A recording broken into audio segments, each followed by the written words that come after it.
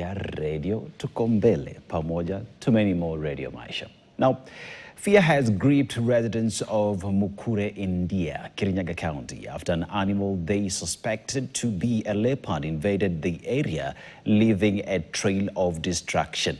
The residents woke up to the carcasses of their dead sheep and goats with fear that the wild animal may start attacking their school-going children.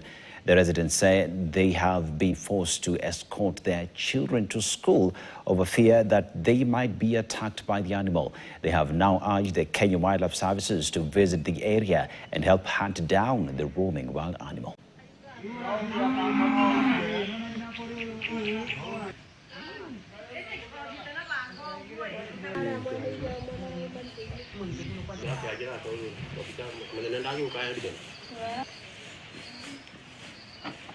Na hatujui mnyama yule ambaye ameua hawa kondoo ametokezea na wapi, kwa sababu nikiangalia hata kule ameingilia sijaona. Mwenye mboma hakuwepo. Alipofika mwendo wa saa 11 alipata washauawa.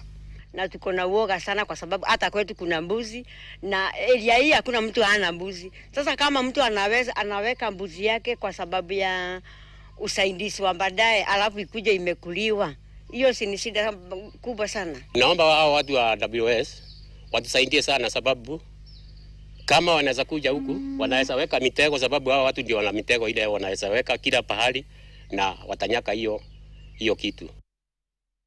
You know that pain can accelerate aging by affecting both your physical and mental well-being. This is according to pain management experts who are now emphasizing the need to avoid ignoring any kind of pain.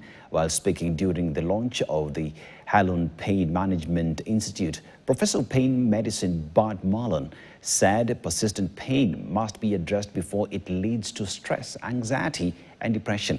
He also emphasized